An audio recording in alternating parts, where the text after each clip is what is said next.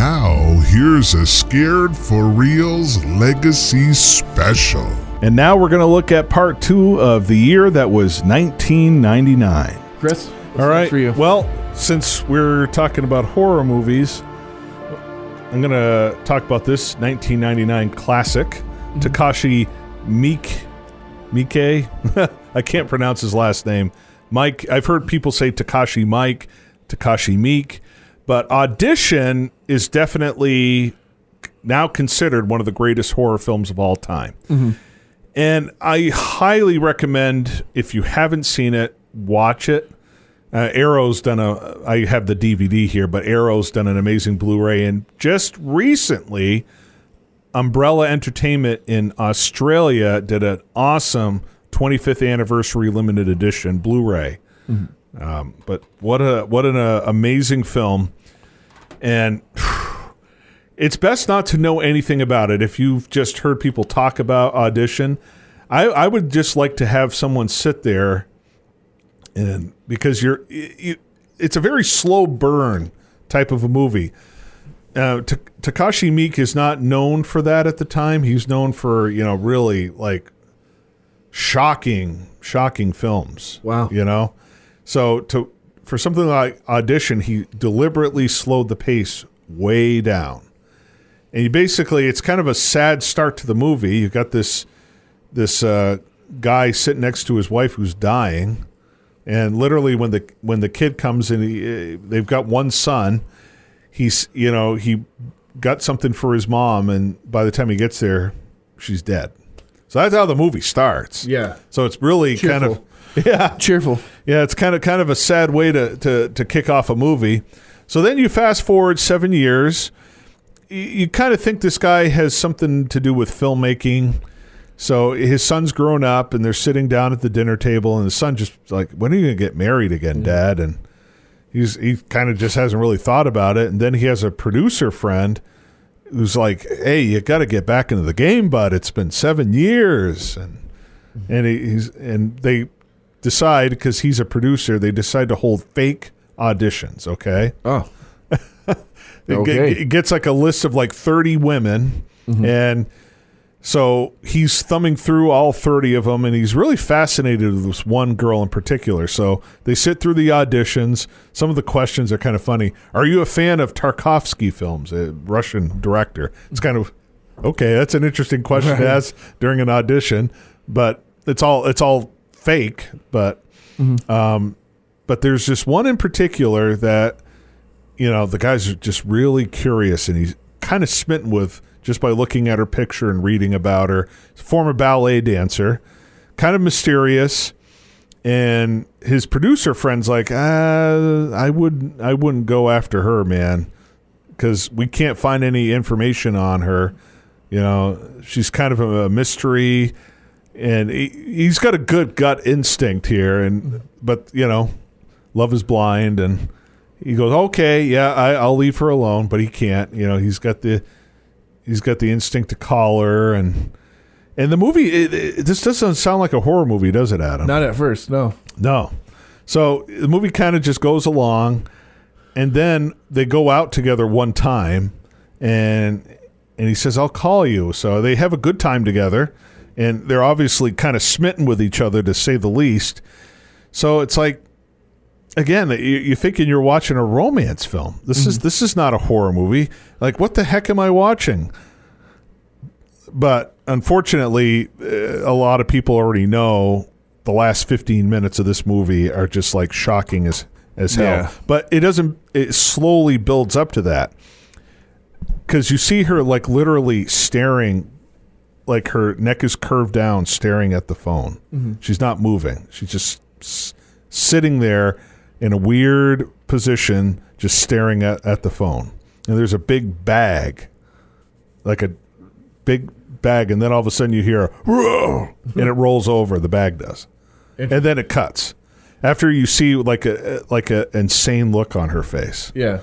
So it's like, whoa. Wow. You don't even have time to absorb that, because it just jumps, and it gets back into, him kind of hemming and hawing, and then he finally calls her, and they go out on a second date, and things are moving along, and again, spoiler alert, I'm going to kind of reveal some of the shocking stuff here. So if you haven't seen Audition, hit the pause button, come back to it later, because I'm going to reveal that this poor girl has had a twisted upbringing. You know, she's had this stepfather who kind of tortured her. Mm-hmm. You kind of get the feeling that he probably molested her. Cheerful. Yeah. This is he takes these things and burns like in between her legs and everything. He enjoys watching her dance, and he kind of has fun with himself watching her just dancing around. Just a young girl at the time. Feel good movie in 1999. Yes. But so she gets revenge on him. She finds this meat wire and rips his head off. So all right. that's where the movie just like jumps into high gears. Because like he is just so distraught that he can't find her. She just kind of disappears. Yeah. So at this time he takes a drink. Little does he know that she's been inside his house, killed his dog, and puts a drug in his drink. Mm-hmm. So he immediately passes out, and you see all of these images of her ripping that guy's head off, and then the thing in the bag turns out to be a guy that she ripped his tongue out, cut off some of his fingers, and I know this is not a pleasant movie. The last 15 minutes will shock the hell out of you. I can tell you that. It's just there's a lot of the critics kind of came up with their own conclusions. There's a feminist thing going on here. The way men, think of women as objects, and that was her way of getting revenge, but obviously she went a little too crazy. So basically, he wakes up and he finds himself kind of tied down, and then she's like got this white dress on, and she's got like this leather apron on with leather gloves and everything. So like, what's she doing? She rolls him over on this white mat, mm-hmm. and then she puts acupuncture things throughout his body, including his eyelids, and then she takes the meat cutter and cuts off one of his legs. Alrighty. Yeah. And of course the son comes in, kind of stops it, and she almost kills him too, but she gets kicked down the stairs, and then that's how the movie kind of ends. And the little line when she's like putting the acupuncture things in there, she's going deeper, deeper, deeper, deeper. She kind of whispers it. That was ad-libbed. She was a model. That's the interesting thing is this actress is a Aihi Shina. She was a model, and she had never acted before, really. And she got some really good direction on this, because she's just absolutely horrifying. Yeah. It's just, I mean, but you kind of sympathize with her. These guys have just totally mistreated her, and it seemed like he was going to do the same thing. It's holding an audition just to, kind of get with women is kind of not a cool thing to do. Not really, no. But I mean, that's the way she saw it. He just wanted to meet a woman and fall in love with her, and he was obviously smitten. But was he seeing her as an object? That's an interesting question to ponder. Like starting a relationship with total honesty. Yeah. Well, and that's the thing. At least he kind of revealed it. Yeah. After the second or third date, mm-hmm. but he wasn't being honest with her at first. No. And she was definitely holding a lot back too. Yeah. So it's just such a whirlwind of a movie. Again, the last 15 minutes, it's a big build up to the last 15 minutes, and what a potboiler this is. I mean, it just explodes.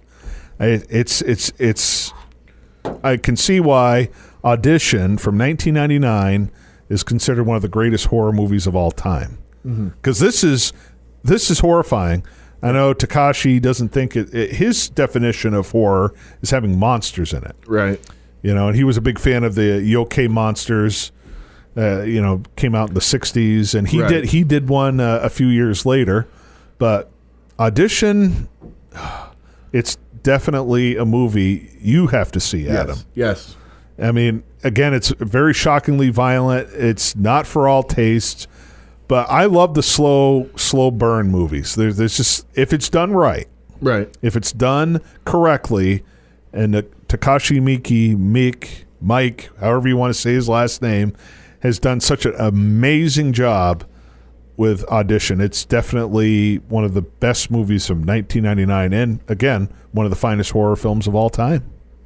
All righty. Very cool. So, all right. So, my next pick, in the 4th spot, again in no particular order, is another massive hit of 1999, from Universal Pictures, in North America, Columbia TriStar International, The Bone Collector. Mad. Again, with $48 million budget, it earns $151 million. I remember this movie came out and it was what everybody talked about. Such an interesting movie, based off the novel of the same name, The Bone Collector.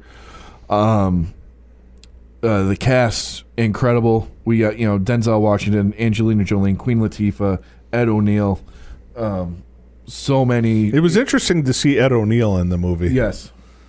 So basically what we have is and again, so interesting, a quadriplegic forensic detective, Lincoln Rhyme, played by Denzel Washington.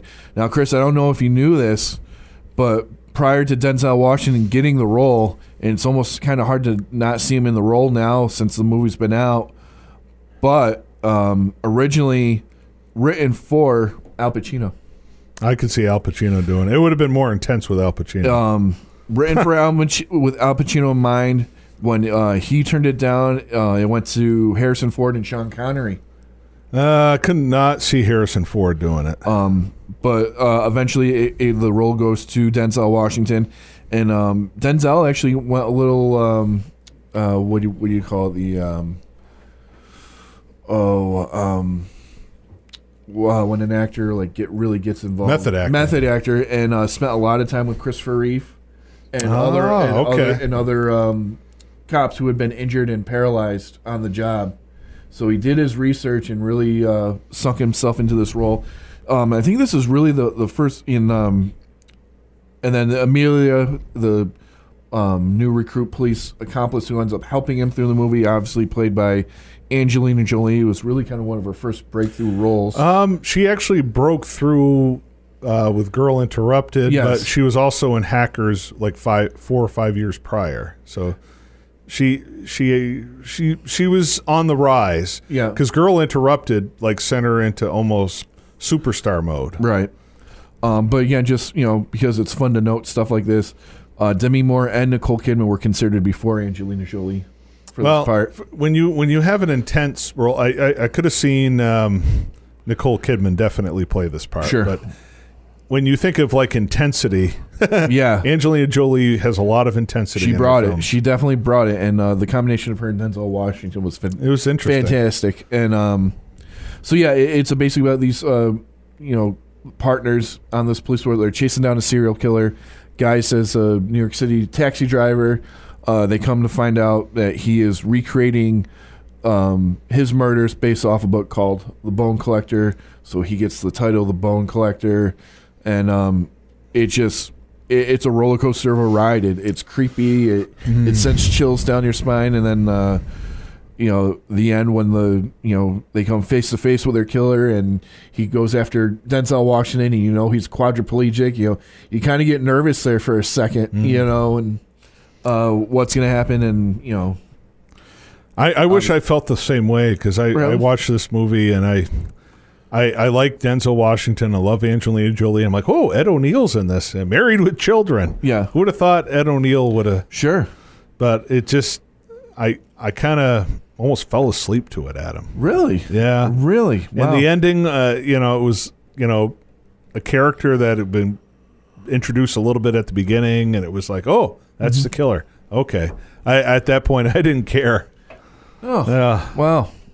But I mean, a lot of people. Again, I'm in the minority. A lot of people really like this movie. Yeah. No. And again, there's a lot of character development, and I mean, we get Denzel's Washington, Lincoln Rhyme. This is a guy who doesn't want to live anymore. Like, he's contemplating suicide. He's so miserable being just stuck in this bed and, living this life. And, by the end of it, with his relationship with Amelia, he now kind of gets a new lease on life and a new perspective. So, like, there's just a whole lot to this movie that just, really well done, really well played, good casting, good, good creepy story, chasing the serial killer around. I do like Denzel and Angelina. They both are interesting actors for sure. I didn't like it. I don't know.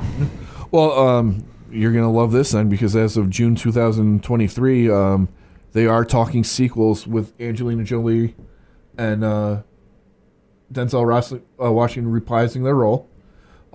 Based off the sequel novel, The Skin Collector, which I read, and and I don't read much fiction. The Skin Collector novel was terrifying. Really? Terrifying. It was. I don't read. I usually just stick to historical biographies. I don't read. I said fiction. I meant nonfiction. I don't really read much nonfiction, but I did read The Skin Collector because I love The Bone Collector. Did you read the book, The Bone Collector? I did read the book. Did you read it before the movie or after the movie? After the movie. But I have read The Skin Collector, and it is a terrifying read. Huh. Absolutely terrifying. So, if they make this movie, I'm going to be looking really, really forward to it. So, but yeah. I mean, The Bone Collector was a huge success. So, I mean, I wish I liked it. I wanted to like it. Right. I mean, with that cast, how can you go wrong? I just couldn't get into it. I don't know why. So Adam's picking box office successes and what most people liked at the time. I'm choosing movies that most people did not watch at the time, and I'm going to continue. Martin Scorsese's Bringing Out the Dead. How this movie was hated when it first came out. It wasn't screened for critics, and at the time, I mean, Scorsese, his mom had passed a couple of years prior. His father had passed in the early 90s. So he had a lot of experiences with the EMS crews. And he thought Bringing Out the Dead was like a tip of the hat to the EMS crews who worked tirelessly. I work with a guy, sometimes 2 or 3 in the morning, has to, take care of something, an emergency. Right. These you can't say enough good things about the EMS crews. They are always ready to go, and they don't get compensated for it, a lot of them. They do it just because they want to save lives. Yes. And Nicolas Cage had probably one of his finest performances.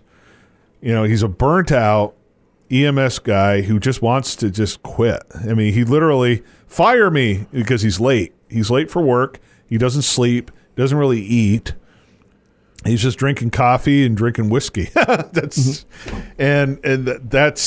pretty much, I mean, and he's also miserable too, because he's constantly haunted by ghosts the whole movie. There's this one particular teenager he couldn't revive. Oh, no. And he's just, it's constantly haunting him. Of course, this is written by Paul Schrader, who's no stranger to, the intensity and the loneliness of one person and how they are unraveling in front of you. Mm-hmm. But I mean, this movie cost like $32 million, and it only made 18. So whoa, 18 million. Yeah. Wow, it was a box office bomb. Wow. but people have come to regard this as one of Scorsese's greatest films, and it's taken on a life of its own. It's incredible with his movies how they age like wine, man. Oh yeah, fine wine. Yeah, it's just, this movie it's just so like kinetic. It's so energetic. Yeah. And he's got Thelma Schoonmaker. They're hitting on all cylinders in this movie. And it's just, you got Tom Sizemore, Ving Rhames, and John Goodman, who are all his partners throughout the course of like a 2 or 3 night stint. Huh. And Patricia Arquette is kind of the romantic interest in this movie. And oddly enough, I think they were either dating or married at the time. But basically, where her character comes in, her father has this massive stroke or heart attack, and the guy's just fighting for his life the whole movie, basically. They I don't know what you call it with the clear, those things, what do they call them? Fibrillators or defibrillator. I'm not good with those terms. But the guy throughout the movie gets jolted like 20 times throughout the course of the movie. Oh wow. Yeah, so I mean the guy he starts off in the emergency room and then he gets moved to ICU. So okay, maybe he's getting better. But there's also the whole question of mercy killing in this. Yeah. Which is like, it's not a popular subject, but you know, Jack Kevorkian was pretty popular in the 90s and a tad. Yeah. Yeah. A tad popular. A musician too. I don't know if you know that. I heard that, yeah. Yeah, my one of my coworkers has one of his CDs. Interesting. He uses a dinner music DJ when he DJs weddings. Okay. Like the reception music when everyone's just sitting down. He'll put on Jack once in a while. Kevorkian. Yeah. Well, no one knows his music, so. Wow. Okay then. But this movie brings up a lot of questions about the quality of life. You know. Yeah. You know how many times? I mean, the family wants to hold on, but Nicolas Cage, he kind of gets this inner monologue going with Patricia Arquette's father. Mm-hmm. The guy is telling him, "I want to die." Yeah. Basically, off and on throughout the movie. Mm-hmm. So there's a lot of interesting stuff, and of course, you know, having John Goodman as your shotgun partner in the first part of the movie, and then you have John Goodman's such an underrated actor. Oh yeah, he's so good. I mean, like everybody like knows him from his comedic roles, especially on Roseanne and stuff like that. But man, he's got chops. Oh, he's great. He's miles great. long. And that's the thing. No matter how big or large his role is, he always does everything with it.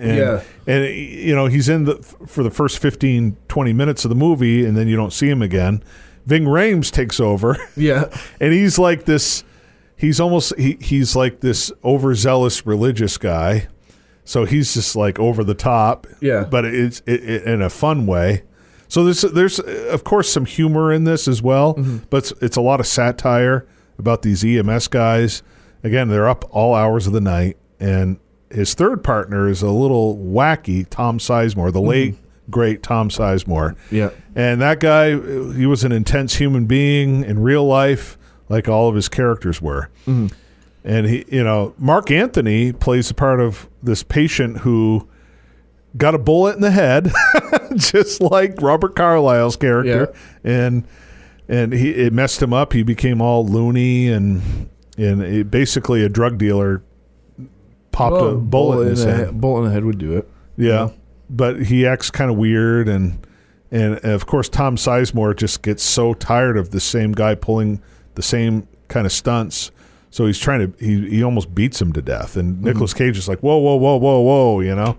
Because he empathizes with him. I mean, the poor guy's got a bullet in his head, and they can't get it out. So it's kind of lodged in there. Yeah. But, yeah, there's a lot, as you're hearing this and seeing this, there's a lot of stuff going on with bringing out the dead. And it's a very complex movie, but, man, the flashy camera movements, the edits are all there. And it just, and the mercy killing at the end with, because, spoiler alert, Nicolas Cage actually, he takes the guy off of life support. He takes the stuff off and he puts the stuff on himself to make it seem like nothing's wrong, because what he's doing is technically wrong. He's actually killing this guy.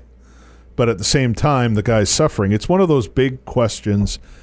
And do you let this guy suffer, or do you be merciful? You know, right. And I don't like to play God. I don't want to even think about that kind of thing. But it's an interesting position to be in. You know, you're an EMS guy. You know, the guy has is going to have a horrible quality of life if he even lives, because the guy just keeps having to be revived. Right. How many jump starts does a human body? How many are they capable of?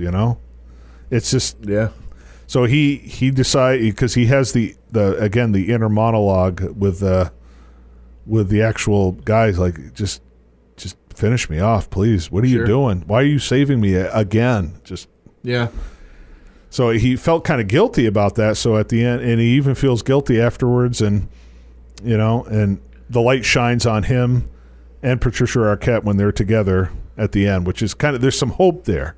I mean, the movie, there's not a lot of happiness. Right. It's like you see these EMS guys up all night. They're just surviving off of coffee, unfortunately booze in some cases, and pizza, junk food, really bad for you food. And these guys are up all hours of the night, and it's just such a great film. And I'm glad more and more people are warming up to Bringing Out the Dead. One of Scorsese, one of his many, many great films. The guy, in my opinion, never misses. And I didn't get out to see this in the theaters, and I wish I could have, because this is just such a brilliant film. And I'm so glad 25 years later, people are actually saying it's a great film too. So I don't know if this is your cup of tea, Adam, but I would watch it at least once. Nicolas Cage has a tendency to overdo it. He really does. He does. He can, yeah. But in this one, he hits all the right notes. When you got a guy like Scorsese kind of guiding you along the way, it's kind of hard not to, But Bringing Out the Dead, no Blu-ray release as far as I know. It's only on DVD. People are like screaming, please, a 4K of Bringing Out the Dead. I'm sure it would sell pretty well now. Yeah. Bomb at the time, but it's like Scorsese, most of it, he's had a few real big money makers, but most of them have been bombs. But they have a huge following now. Sure. Alrighty. All right, so I'm ending my list, and I know I've said throughout the show that my list is in no particular order, but I'd be lying if I said that, to me, this is my favorite movie of 1999. And for those of you who have listened to the 50-plus episodes of this show now, if you don't know me by now, you know exactly where I'm going in 1999. We are going to the land of the Universal Monsters, the epic return of the Universal Monsters in 1999's from Universal Pictures, directed by Steven Sommers, starring Brandon Fraser, Rachel Weisz, showing The Mummy. Rachel Weisz Schwing? Showing. We're going to do another 90s reference here. If you don't know what showing is, that's early 90s. Go back to 1992 and figure it out. Yeah. Diddle-oo, diddle-oo, diddle-oo. Nicely done, Adam. Nicely done. But yes, you know what? This is especially for us Universal Monsters fans, this is such an important movie because it was such a big success. $80 million budget. It goes on to make $417 million. It was a huge movie. It was a huge movie. They reimagining the 1932 Mummy in this action horror adventure, and it just worked. I don't know what I don't know if it was because it was the first time they kind of took the action adventure part of it, and made it that more prominent than the horror and the love story that the 1932 movie gave us. But it still had the heart. It still kept the heart of the 1932 movie. Wish I agreed with you on that one. Well, you don't agree with me on a lot of things, but that's all right. I don't know. It was just so well done. I like the Ankh Sanamun trying to, again, just like in the 1932, we have Imhotep, the mummy. He gets mistakenly brought back from the dead, just like in the original movie. He was in love with her back in ancient Egypt times, and he double crosses the king, so he's ordered buried alive and mummified. And Now the curse has been opened. He's brought back, and Rachel Weisz's character, he sees her as the sacrifice, just like Zeta Johan was to Karloff's. But now we have this Rick O'Connell character who's kind of playing Indiana Jones superhero love interest to Evie, and we just go on from there. And and it's interesting because all the same names and same characters from the 1932 movie make an appearance. Now, in 1932, Ardith Bey was the disguise of Imhotep as he regenerated. But now we have Ardith Bey, played by a leader of a cult who their lifelong mission is to make sure that the monster's never released. Right, which is an interesting, because that's take. that's not what he did in the original. No, not at all. Or even in the Hammer mummy in 1959, Yes. Yeah. which is my favorite mummy. Yeah. Well, I mean, my favorite movie is always going to be 1932. Oh, I know. But this one, I mean, again, to understand, where our monsters are at this point in history, there were no monsters. No. In the late 80s, there was a big VHS release, but for the most part, Universal, unfortunately, didn't recognize them, didn't give them any, other than Halloween Horror Nights at the theme parks. You didn't really... And a Jaws thing here and there. Yeah, you didn't see much of the monsters. No. This movie comes out, and actually led by Stephen Sommers, we get for the very first time, and they haven't gone out of pressing and print since, our monsters on DVD with the Universal Monster Legacy Collection. Every single Universal Monster movie came out in these box sets on DVD for the first time following the success of this movie. Well, they were also gearing up because around the same time, Van Helsing had just wrapped up. That's when the box sets came out, because you had every single Frankenstein movie, every single Mummy movie, every single Dracula, Dracula, Wolfman, Invisible Man, because they were gearing up to really amp up with Van Helsing. That was going to kick off. But it was all stemmed from the success of this movie. And that's well, the first two Mummy movies after, the second Mummy movie grossed just as much money. Yes, it was, because that was like a couple of years later, and boom, they were ready to, okay, Van Helsing, we're really going to kick this off. And so they released, I remember I picked up all of those box sets. Yeah, and Steve Sommers did Van Helsing as well. Yeah. He was really kind of leading the charge. And you watch those Legacy Collection box sets, he's got commentaries, he's got his own documentary on it. Right. So he was really leading the charge and brought these monsters back to life for us, for a whole new generation to discover them. And unfortunately and thankfully, the popularity of them has just gotten bigger. And again, now we're getting the 4Ks, we're getting the Steelbooks. Did you see that lavish 4K edition of the monsters? Absolutely. Yeah. It was like they did like what Criterion did with the Godzilla set. They did with the Universal Monsters. The taking out the discs is a little hard from what I've heard, but. I don't have the 4K editions of them, but the last versions of the monster movies I got were the Alex Ross Steelbook. Oh, you got the Steelbooks. Yeah, nice. I got the Steelbooks with the Alex Ross cover art. Nice. Those were nice looking. Yeah, those were the last. Now, did they have all of each movie on there? Yes. Nice. Yes. It was just like the Legacy Collection. All the movies are in the Steelbook. Nice. For the respected monsters. They looked really nice, but I'm like, I already bought the DVDs, those Legacy Collection DVDs, so I couldn't justify doing that. But yeah, no, they really do a really good job of fleshing out, what was kind of a bare bone, as much as I love the 1932 Mummy, there's really no explanation to it. It's kind of bare bones, no story immersion. It's kind of like a remake of Dracula, just with a mummy. Kind of, yeah. Whereas here is, we got Hamunaptra, the land of the dead that you can only find at certain times of day. You have the Book of the Dead, the Book of the Living, and they just really get into build this wonderful world of ancient Egypt mythology and the reason why this the mummies can come back to life and stuff like that. I don't care who you are. The scared Beatles scared the shit out of you.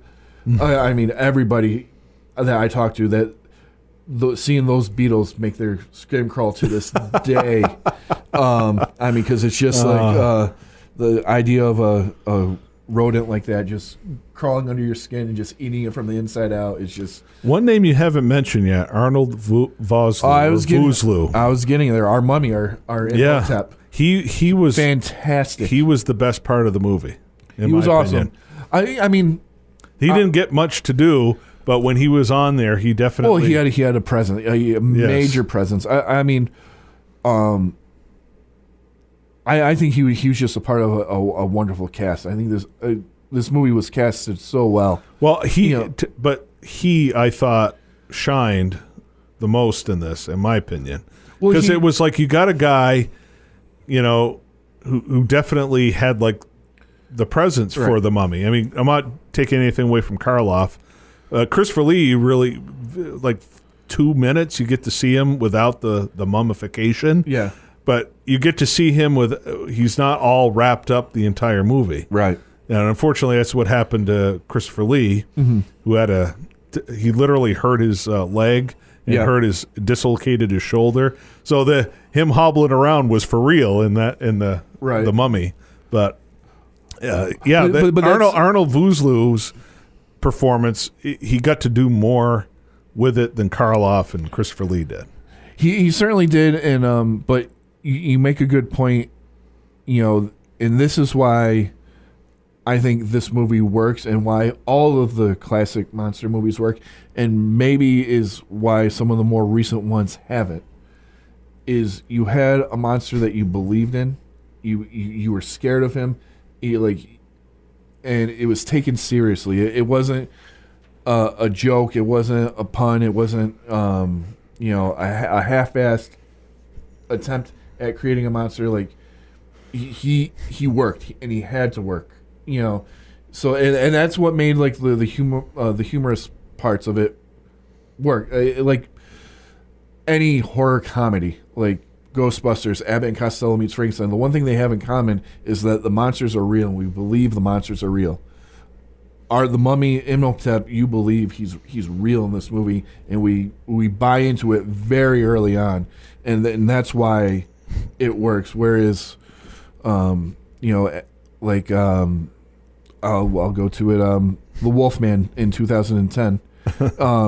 It's sad too because you have Benicio del Toro, who was one of the best. Anthony Hopkins. Yeah, two of the best actors out there. And the problem is with that is like and we can do a whole show on this because it's an interesting discussion. But briefly, where they swung and completely missed the ball with the Wolfman is with Lawrence Talbot. Him becoming the Wolfman is the tragedy. Yeah. He doesn't want to kill people, but he knows he's going to. Yeah. In the Benicio del Toro movie, the man is so up from his childhood that him becoming a werewolf at the end, you don't care, And so now the whole Wolfman aspect of the Wolfman is meaningless because the monster, you don't care about the monster. The guy's already messed up from a lifetime of torture. Right. Whereas why the first movie, the original movie, worked with Lon Chaney Jr. is you liked Lon Chaney. You didn't want him to see him go down this road, and that was his tragedy. Benicio del Toro, he's already a mess before we even talk about werewolves. So with the Mummy, we get Imhotep, and we know, 100% this is our monster. This is the evil. This is who we need to fight, and it's taken seriously. It's not a joke. Well, that's why I loved the Hammer production so much, because it goes more into detail about why he was turned into a mummy. Yes. Unfortunately, the 1932 Boris Karloff was great, but you don't get a lot of very little backstory, and it's not presented as well. Yeah. But I loved the Hammer production the most. Not only is it the colors, the use of colors in the Hammer films. Right. Yeah, they don't have as big of a budget as Stephen Sommers did, but it was just they hit all the right notes. They had less time to do it in, but it was effective. Right. again, you don't see Christopher Lee coming out of his mummification, Right. like you do in the Stephen Sommers Mummy. Right. But to me, it's like not funny watching Christopher Lee just crushing people with his hands. You know, Sure. you don't think of mummies like with that much power, but then Arnold Vosloo comes around. The guy's like, ooh, he's jacked, he's big. Yeah. You know, he's a force to be reckoned with, just like Christopher Lee. Him and Christopher Lee both very tall. Yes. Very awesome choices for playing the Mummy. Right. I just wish I liked it better, Adam. Yeah. Yeah. Well, yeah. You said you tried to watch it. I tried watching it. Like my friend had it on I think VHS at the time. I tried getting into it. It's like 30 minutes in. It's like, oh. I loved the whole opening sequence was cool. But the effects, they look so artificial, even back then. It's like the desert looks all computerized. Right. I know some of it was shot in the desert, but a lot of the movie looks like animation, like the night sequences look like they're animated backdrops. Right. I mean, the effects were good for that time, but you think, okay, The Matrix, different studio, but man, oh man, the effects were popping in that movie. Right. I mean, I know this got nominated for visual effects at the Oscars, and the whole mummy face coming out of the sand is still kind of cool. Right. But I couldn't even get to that. I tried twice over the years to watch it, and I sat down and watched it this past week, and it was okay, but man, it felt like it was a 4-hour long movie. Yeah. Well, but I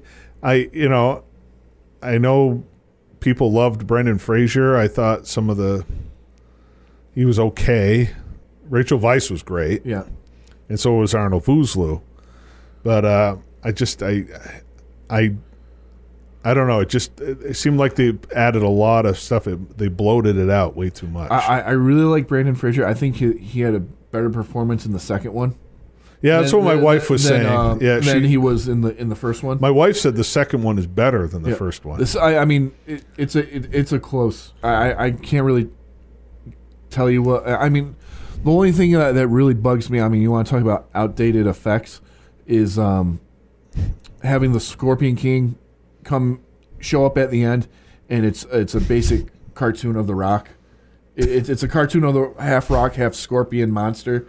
And it looks like a cartoon. Well, So that kind of takes me out of it. But the beginning of it is you have a whole prologue with The Rock, and then again, this is not Dwayne Johnson, who we know today, who's the biggest action star in Hollywood. This is right in the middle of the height of his pro wrestling career. Right. He was The Rock. This was his first movie. So again, this movie launched him into that. To him becoming what he is. We all know him now as today. His character spun off into the Scorpion King series. I didn't really care for those movies. Wasn't Jet Li in one of them?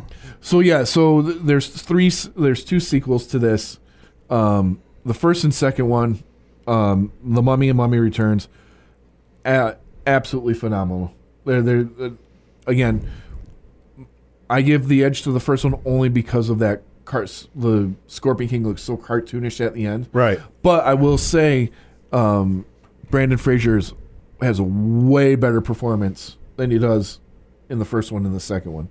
Mm-hmm. And Imhotep does come back, and there's a whole love triangle and struggle with it. It's doesn't his former lover come back too? The reincarnation of Anaximon revives him. Gotcha.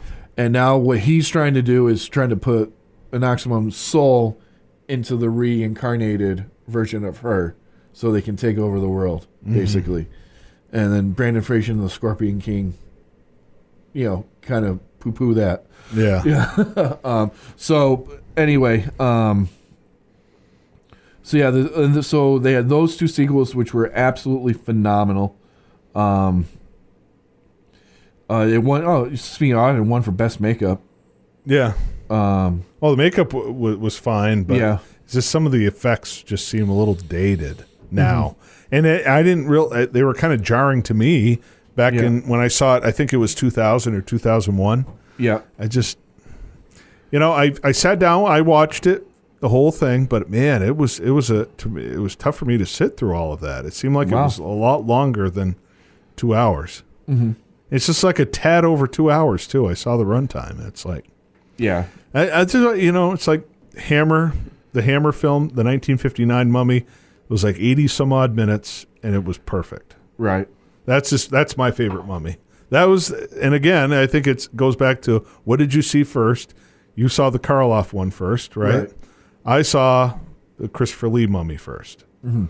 And I love the Karloff Mummy too. Like you, I kind of struggle with the whole backstory, and it's like, oh, this is kind of like Dracula a little bit, basically. But going back to so Mummy Returns. You got the spin-off Scorpion King, which the first movie was a success. Again, I didn't really get into it. And then you had the third sequel, Tomb of the Dragon Empire, and this is where the franchise kind of gets killed because it was really weird. It takes place. It's not in Egypt anymore. It's a different mummy played by Jet Li now, in the Himalayas. Rachel Weisz has been recast. Mm-hmm. So she in her and the new Maria Bello, her and Brandon Fraser, they did not have the same connection that he and Rachel had. Yeah, because Brendan Fraser's in this one too. is back. Yeah, well, again, without Rachel there, the connection was not the same. Chemistry was not there. And another weird aspect of this movie is, so in the second movie we're introduced to their son, and their son Alex, and he's about 8 years old. Well, in this movie, Alex is 18, 20 years old, and Brandon Fraser still looks like he does from the second movie. He hasn't aged a bit. So it's really hard to buy in that this is a father-son with issues. Again, on top of the silly dragon, Chinese Himalayan aspect to the mummy now, and again, Jet Li didn't really work. Recasting Rachel, clearly, it was probably the worst part of the movie. Brandon Fraser just did not have the same chemistry as he had with Rachel Weisz. So unfortunately, and it did kind of kill the franchise. But again, the Mummy Returns, both fantastic movies. It just gives so much story, and they're fun movies to watch. They're not life-changing movies that are going to make you think about the world differently. They're just fun, entertaining movies. I probably would have enjoyed it more if I saw it on the big screen. I unfortunately did not. This is a movie that's appreciated more, and but its impact is still being felt today. My favorite ride at Universal Studios is Revenge of the Mummy, which is what they replaced Confrontation with. And Confrontation was an iconic ride, and when they couldn't afford to keep running it, to put a dark roller coaster in with the effects and caliber of The Mummy's Revenge is incredible. So, and again, most importantly, at least from my perspective, because of The Mummy from 1999, we now have a resurgence in popularity with all the classic monsters and all those movies from because they got good home video releases for once. Those movies got the respect they deserve. Right. Again, you think about what came out, all those DVDs had a documentary by David J. Skull. Yeah, and given the whole back history of these movies, and so much was learned, so much was discovered, and and we all owe that to this Mummy movie, because if it wasn't a hit, we wouldn't have gotten any of that. All the monsters would have been locked back up in the closet and forgot about for another 20, 30 years or even longer. Right. So, that's my final pick and my personal favorite movie of 1999, The Mummy. I'm sure everybody has seen it, but if you haven't, treat yourself to a fun popcorn movie night and watch The Mummy starring Brandon Fraser. Well, my favorite movie of 1999 was one you didn't really care for. Stanley Kubrick's Eyes Wide Shut, his final masterpiece, and he called it the greatest art that he left behind, or the greatest contribution to art he's ever had. And that can be debated because, I mean, every Stanley Kubrick film, well, it's like he only made like 12 movies, and they're all could be considered bona fide masterpieces. So I always get the name of the novel it's based on wrong. But of course, I mean, just like The Shining, he doesn't really take too much. But it's based on a novella called Traum Novelle by Arthur Schnitzler. It basically translated as dream story. But the thing about the novel, it went from early 20th century Vienna to 1990s New York City. And you've got Tom Cruise and Nicole Kidman, who were big stars at the time. I know I talked about this movie a bit when we did our Christmas horror movies. Yes. Because Eyes Wide Shut. There's a Christmas tree in the background. Well, there's a lot of Christmas. and I think Kubrick had that because I don't think the novel had the Christmas setting. Okay. I honestly think Kubrick put the whole Christmas stuff in there because, like, you see, like, you hear some Christmas instrumentals in the background. You see Christmas trees, but you don't see anyone really festive about Christmas. And I think he kind of put that in there on purpose to show the commercialism of Christmas quite a bit. I honestly, because anything in a Kubrick movie is not there by accident. Right. There's a lot of thought put into every single frame of his movies. And you got this very successful physician, Tom Cruise, and his wife, Nicole Kidman, who's an artist. And another interesting aspect is, like, there's artwork all throughout the apartment, but it's all Kubrick's wife's. And there's another artist, too, but prominently his wife was an artist, and she's still around. I think she's like 91, 92. Oh, wow. Yeah, if you go back, watch his second big movie, Paths of Glory, with Kirk Douglas. Did you ever watch that one? No. Well, the movie was a bomb at the time. Surprise. And, you know, you have generals firing bombs on their own troops to get them motivated. Wasn't kind of a thing that you did in the 50s. But anyway, Kubrick's wife at the time, I don't even think they were dating, but she sang the song at the end. And they became husband and wife not too long after. So anyhow, you got this very successful couple, and one night, you know, they smoke a little pot, and after having some love-making sessions, and she reveals that she actually had a sexual longing for someone else. The sailor she saw briefly, she sexually fantasized about this, and Tom Cruise feels a little insecure now. He was confident at first, but, well, he's not so secure now.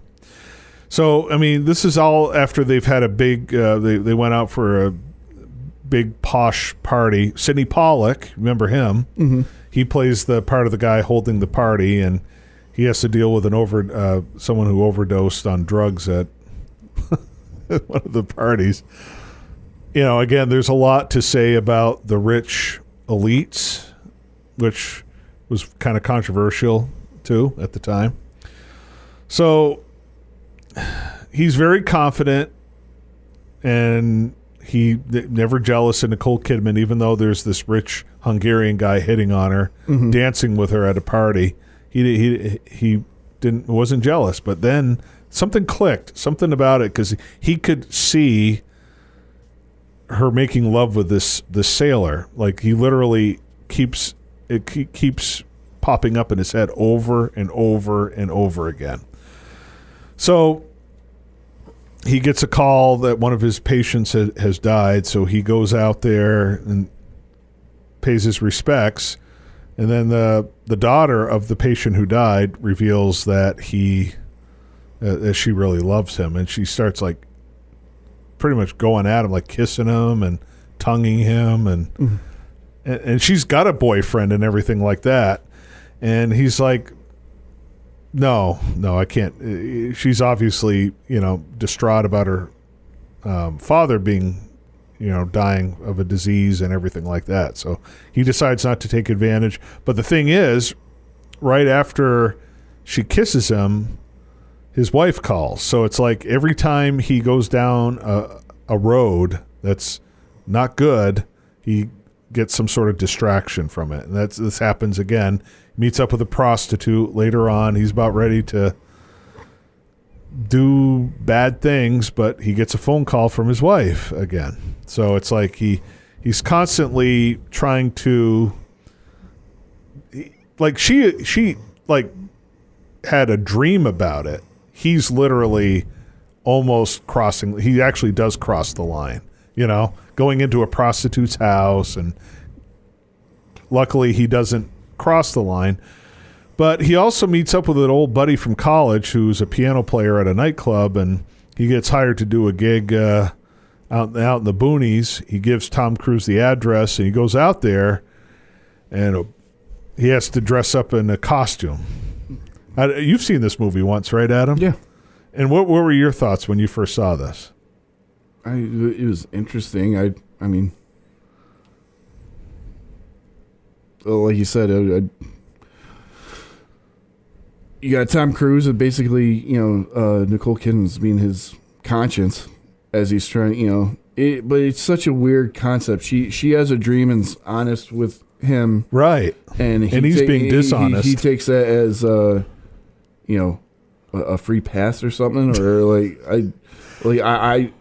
I maybe just because I don't think that. I mean, Well, he just becomes so insecure, and he acts really childish in a way. Yeah. And he tries to outmatch her or something in his own crazy mind. It's a psychosexual journey. Yeah.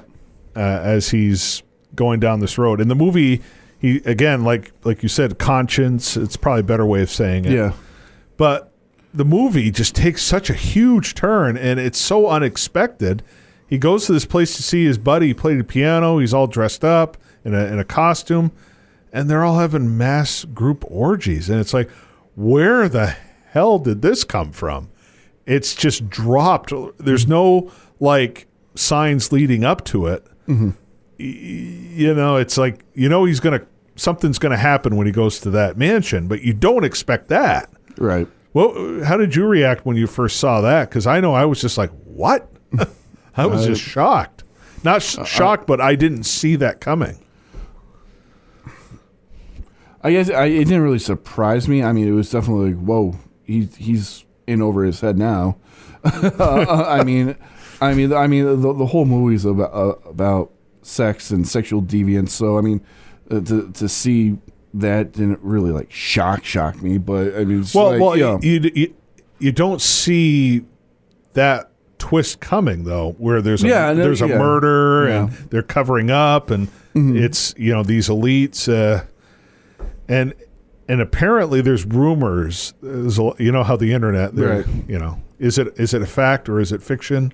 Who knows? But there were some rumors floating around that Kubrick delved a little too deeply into the whole elite and sexual thing that was going on, and they say that they're the ones that killed Kubrick, and it's like, whoa. Yeah. I think it's just a conspiracy theory on that, but it's just this movie divided so many people. Like, you saw it, you were not a huge fan of it. Again, I'm not knocking it. Good one-time watch. I mean, for me, it was a masterpiece. Yeah. That's basically, there's two types of people that they see this movie, especially. You either loved it or you hated it. There's no it was okay. I never heard anyone say Eyes Wide Shut's okay. I heard it's one of the greatest movies ever made, or it's terrible. Yeah. No, I wouldn't say it's terrible. Like you said, it's nothing I'm I can't tell you how many times I've watched The Shining. I love The Shining. Mm-hmm. It was just one of those movies, again, it was a good one-time watch for me, just something I'm just probably never revisit. Yeah, it's not for all taste. And but I wouldn't say it was a terrible movie. I would never say it was a terrible movie or a bad movie. Mm-hmm. But a lot of people have at the time. Yeah. And that's the thing. The movie has grown. and then the funny thing is, it actually made money. Yeah. It was his biggest moneymaker, believe it or not. I mean, Tom Cruise, Nicole Kidman. I mean, well, and that's the thing. There's your money right there. Well, and Harvey Keitel was supposed to be in the movie. He was going to play Sidney Pollack's part. Yeah. And you can see footage of it going around, like Harvey Keitel's. How many? I've walked through this door 137 times. How many more times do you want me to do this? And it was kind of a mutual thing. Kubrick fired him, and he left. He got tired of it. He goes, I just don't think it's professional. So that was too bad, because Harvey Keitel's intensity would have been more impactful than Sidney Pollack's, I think. Probably, yeah. Oh, yeah. I mean, Sidney Pollack did a good job because he's a likable guy, but this guy has a lot of demons, and you can just that last speech, that 5-minute monologue where he's just, I don't know if you really understand what you're dealing with here. He's basically warning him that you got to stop looking into this stuff. Just let it go. And it's like, well, this woman died, and they're it's kind of a, what's the word? Coincidence that it was after she sacrificed herself to save Tom Cruise from his demise in there. And that's the thing. It's all a charade. Oh, was it a charade though? Right. Yeah. It's he stepped into the hornet's nest big time when he went into that mansion. And yeah, I would say that's definitely an oh shit moment. Yeah. It's well, it's in the way Kubrick builds the suspense up. Right. He uses that piano piece, and he uses all sorts of camera shots and angles. And it's interesting, The Ninth Gate.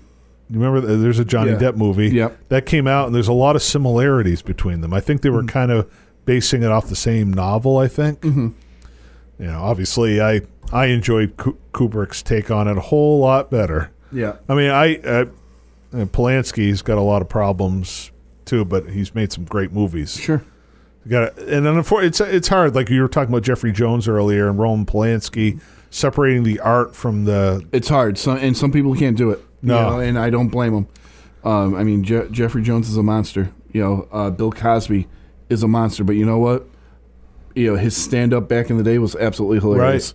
Right. I don't. And Jeffrey Jones, one of the most brilliant character actors. I mean, he was in everything in the 80s. Yeah, everything.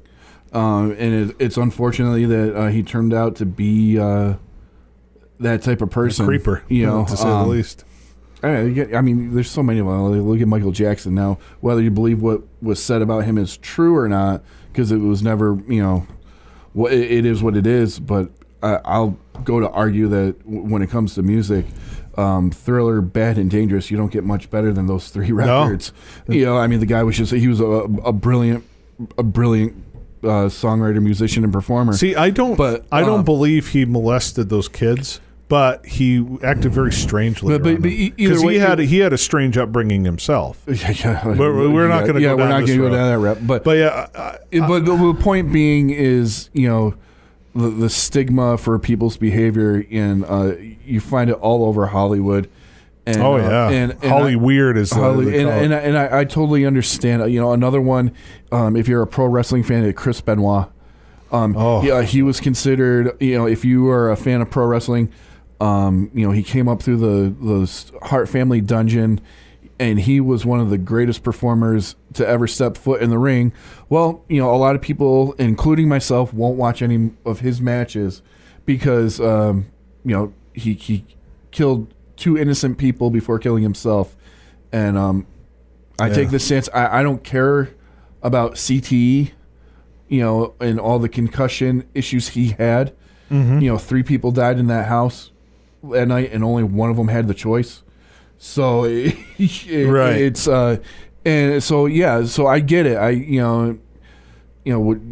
All of them, and the Weinsteins. I mean, the list goes on, and I really so I understand if you can't watch movies or content like that when someone's in it that really messed up in their personal life. But the getting back to Eyes Wide Shut is just such a. I mean, Kubrick had been touching on a lot of the psychological stuff throughout all of his movies, but this is just like, it's just when Sidney Pollack, who plays Ziegler, when he reveals that whole story on who's at the party, and apparently he's, Dr. Bill, Tom Cruise's character, is redeemed kind of. You don't know if you believe Sidney Pollack's story. Oh, the girl she was a drug addict. It was bound to happen sooner or later. It was the same woman who got OD'd in his bathroom. Right. That Tom Cruise saved her life, and that's why she saved his life. She recognized it was him, and like, what are you doing here? You got to get out of here. And he stepped into the hornet's nest, and you mess with the elites, they'll make you disappear and make it look like an accident, and that's why Sidney Pollack's like, you got to let it go, man. And he tells him a bunch of stuff, but is it true or not? You don't know. You don't. Right. Do you trust an elite if they told you something? Again, it's right.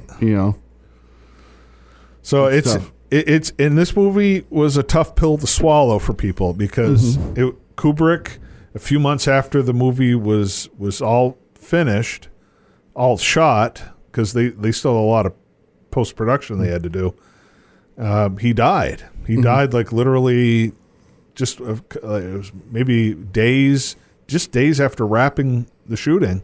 He died. Yeah. And Warner Brothers really wanted to take a lot of the stuff out, but that's where, it was good to have someone like Tom Cruise, like, no, you are not cutting. This is the way, because he had a lot of conversations with Kubrick. He's Tom Cruise, and he had a lot of power at the time. He still does. Had a lot. He has more power now than he did back then. Yeah, even though the Mission Impossible movie lost to hundreds of millions, he's still got a lot of power and clout in Hollywood. So he made sure that movie didn't get cut. They had to digitally alter in the United States. What they did with the sex scenes is where it shows the actual intercourse. They have this cloaked figure standing in front of it. Yeah. Kind of looks weird. So the version that I have this the Stanley Kubrick box set here. It's got the international version of it on here.